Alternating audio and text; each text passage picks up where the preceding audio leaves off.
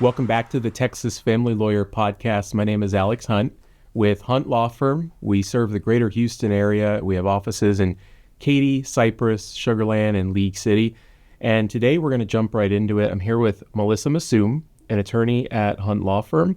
And we're going to be talking a little bit about what to expect in your family law or divorce mediation. Welcome, Melissa. Hey. All right.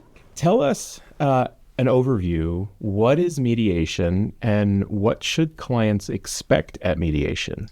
So, Alex, mediation is a process that we employ in a lot of our family law cases, and it allows for the clients to actually settle their case outside of court. So it's a process that involves a mutual mediator, and usually it's done by Zoom or in person, and the clients are with their attorneys only in the room, and the mediator goes back and forth. The clients do not have to see each other, and it's a really great way to stay out of court. You get to be creative with your settlement, and you get a lot of control over what's happening. Yeah, and I think that's important. That I think a lot of people think of mediation, they think we're going to have a meeting, and it's going to be me, my spouse, the lawyers. We're all going to be sitting in the same room. It's going to be very acrimonious. It's going to be tense. And in Texas, at least in our practice, that is extraordinarily rare, where all the parties are in one room. Instead, the mediator does what we call shuttle diplomacy, which is where they're going back and forth in between the two rooms. And after COVID, they even are able to do that in breakout rooms. So the parties, sure enough, usually don't even see each other during the process at all. Tell me, you're in a mediation. How does the mediation start? The mediator walks into the room. What are some things people need to know? So usually, Alex, the mediator goes to whoever filed the case first, so the petitioner. And usually that's when the client gets to tell their story, right? They get to tell the mediator what's happened so far, what they're there for, what they want to have happen in this mediation. And the mediator hears them out. And usually they take a first offer over to the second room. And then that room gets to tell their story and gets to listen to the offer and do a counter offer if needed. And the mediator just goes back and forth trying to settle the case. And that's, in this podcast, we're talking a little bit about what to expect in mediation. In a couple podcasts from now, episode number 4, we're going to be talking about how you can prepare for your family law mediation, which could not be more important in order to have a successful mediation.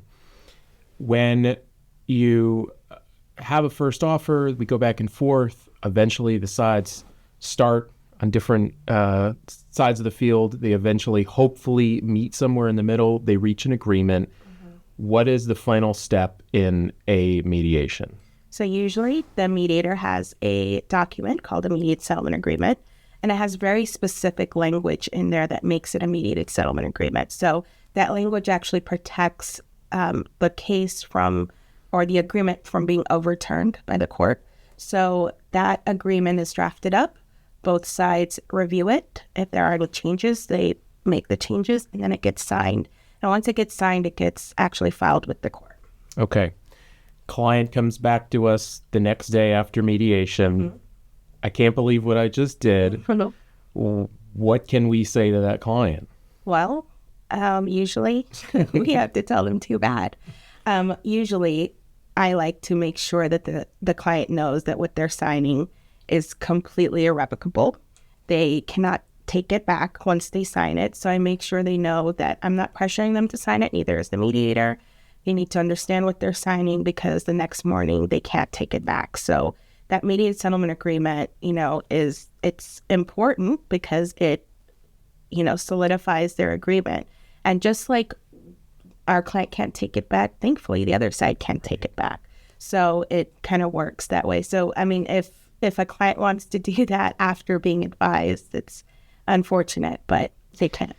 And that's one of the reasons that we are incredibly clear with our clients that if they are going to sign on the dotted line, that they need to be 100% sure that it's what they want, There are still some additional steps to be taken after mediation, but they're locked in and it's irrevocable. And for family law practitioners that might be watching, they know this.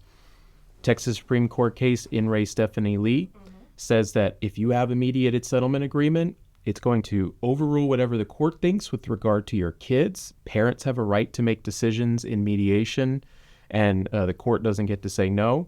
And then the In Re Minix case, which makes these mediated settlement agreements just under lock and key. There's just no way to get out of them. So one thing that we make sure that our clients know above all else is you better be sure, because once you sign, it's locked in.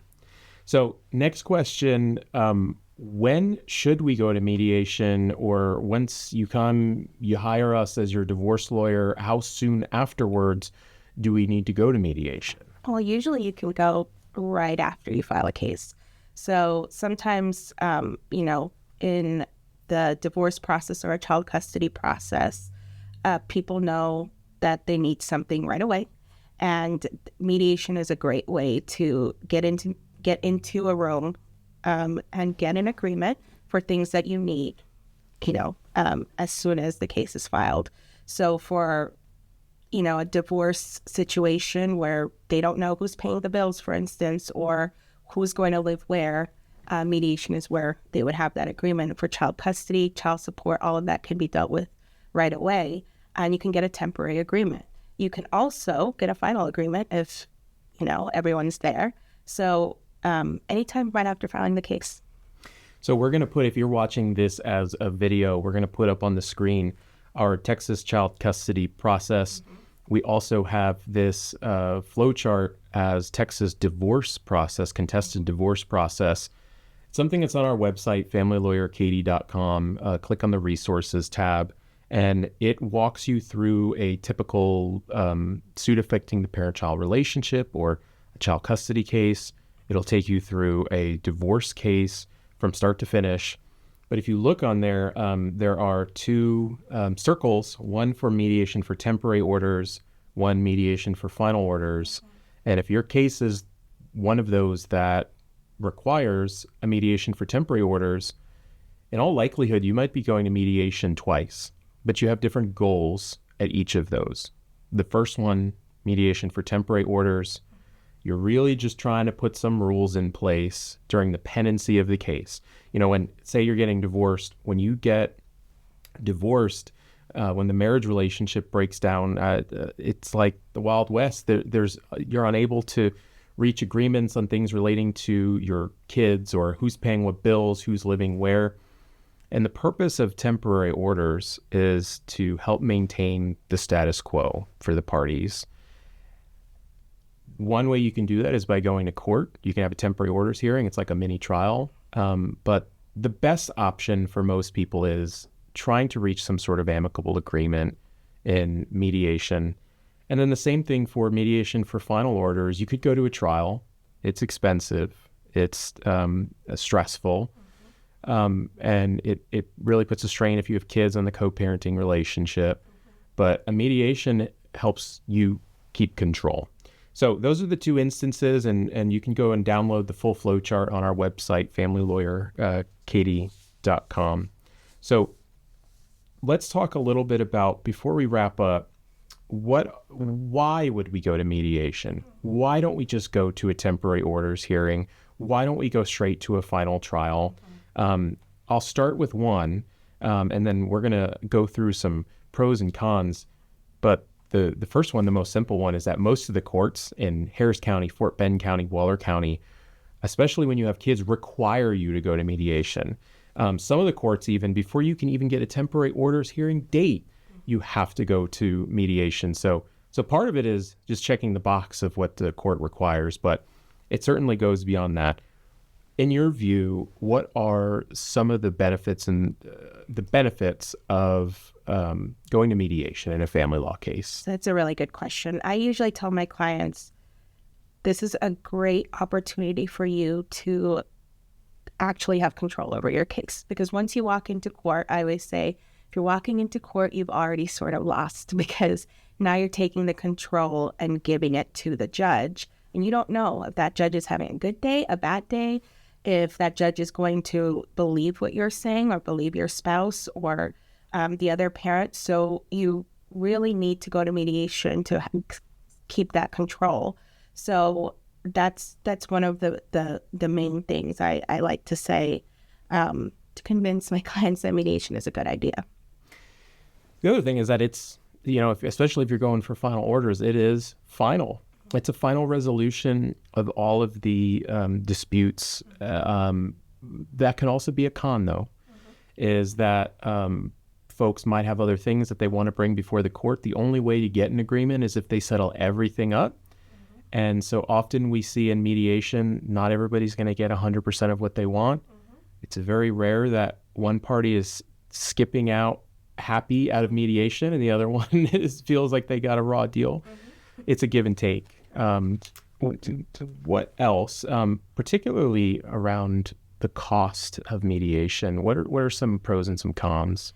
So divorce, child custody cases can get very expensive. And what we see is the most expensive cases are ones we end up having to go to court because you're preparing for court, you're sitting there in court. Sometimes you get reset, so you don't even go forward the day you're supposed to go forward.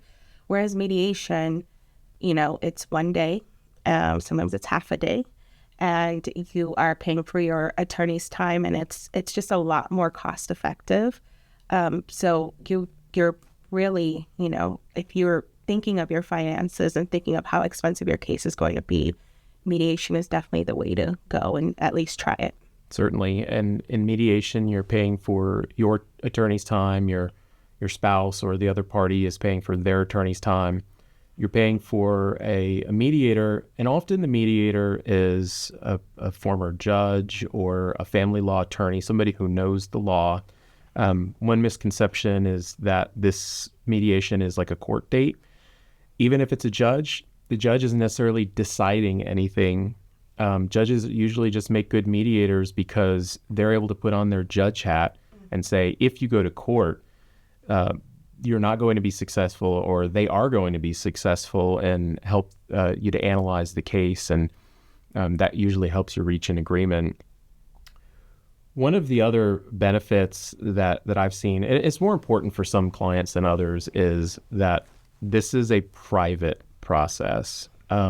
If you decide not to reach an agreement in mediation, tell me a little bit about, is that process private? Is that public? Tell me more about that. So one of the things a mediator will start with when they start their mediation is telling you that this is a completely confidential process. So everything that happens in your room, everything that happens in the other room is confidential. So you don't know what's happening in that room unless they've authorized the mediator to come over. The mediator can't testify in court. They can't talk about what's happened. So if you need to talk to your attorney, the mediator can be in there. So it's great because you're not putting everything out there. Now with Zoom, these courts are getting to broadcast over YouTube, and people can get a link and, be in your business and be in your case. So this is a lot more ideal if you want to keep everything private in your case. Yeah, I don't think a lot of people realize that, especially since COVID, is that a lot of courts are still on Zoom. A lot of courts, because in Texas we have open courts, and so when it's on Zoom, if they're not allowing people to physically come into the courtroom, they need to have a public link that anybody can log into, and it puts your business out there for everybody to see. So the last piece, and this is really important in cases that are involving kids, is when you reach a mediated settlement agreement, it has a different tone. It sets a different tone and tenor for what happens afterwards with your co-parent. Mm-hmm. Talk a little bit about that. So, trial or going to court, it's stressful, and you're going to have to be aggressive in order to get what you need, right? So that means putting a lot of your co-parents' business out there, right? And to make sure that you're getting what what you want out of this case, it's very hard to co-parent with somebody after you've attacked them in court. Because you can't just put that aside, no matter what the judge says or what the judge decides. After that hearing is done or after that trial is done, now you're having to coordinate with this parent about school activities or, if your child is sick, and you're going to have some resentment, and that's not great for the children, right? Absolutely. Because you're going to have a hard time co-parenting with someone that you attacked, and that's why mediation is great, because you don't have to do that. It's a different tone. You're actually trying to work with someone, and and sometimes it just, I always have clients surprised that the other side is being so reasonable, whereas in court they might not have been so reasonable, or they don't get a chance to do that and see that side of the co-parent. And, some of the advice that I'll give, even, family and friends say we're not going to represent them, or they live in a different part of the state or in the country, is when you're looking for a divorce lawyer or a family lawyer, look for somebody who's going to be solutions-oriented, resolution-oriented. Somebody's going to look for an amicable solution, but if that fails, is going to be ready and equipped to go to court. So a lot of times we'll get folks that will say, I want a bulldog, I want somebody that's ready to fight, I want somebody that's aggressive. Sometimes that's not best for your kids, it's not best for you, it's not best for your pocketbook. And so having an attorney, and this is certainly our approach at Hunt Law Firm, is, we're going to be looking for solutions that are going to benefit our clients every step of the way.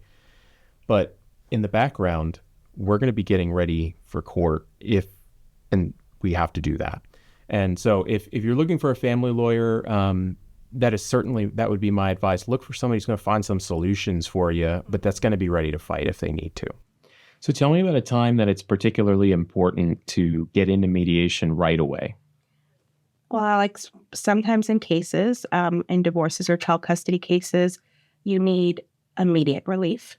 And an example would be if you're a stay-at-home mom, you have no access to any of the money, and you need to make sure that you can go get groceries and the bills are paid.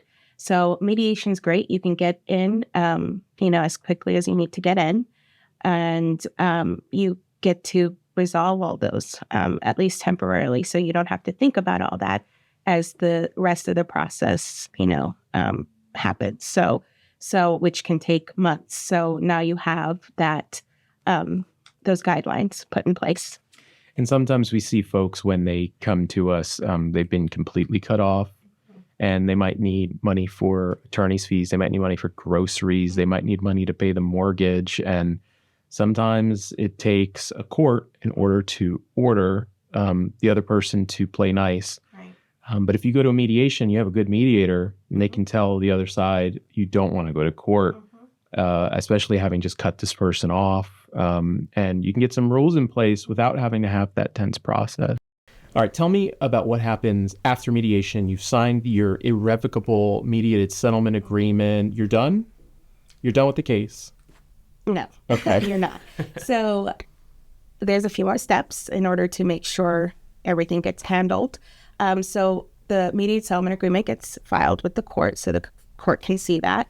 And then one of the attorneys, usually the petitioner's attorney, the person who filed, they get to draft up an order that the court will actually sign, which is what finalizes the entire case. Or if it's a temporary order, it's a temporary order. So that mediated settlement agreement gets to be turned into a document that's a lot more detailed and as much longer, and the court actually signs that, and that's what finalizes the agreement.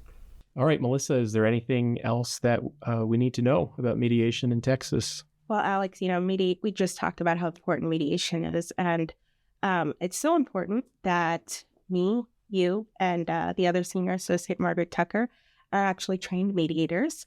And even though we are, litigators at heart, and we're trained to be in court if needed, we believe in this process so much that we actually offer mediation services at Hunt Law Firm, and have 3 great mediators that can take on these, tough cases.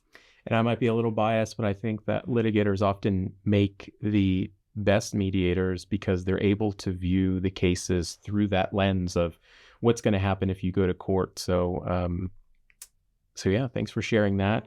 I'll also share that at familylawyerkatie.com, we have more information on the mediation process. We have information on child custody process, divorce flow charts, a lot of more information, especially on the resources tab on the top of our website. We're going to have more information about how to prepare for your family law mediation in a future episode. I'll be back with Melissa. But for now, Melissa, thanks for joining me. Thank you. Take care.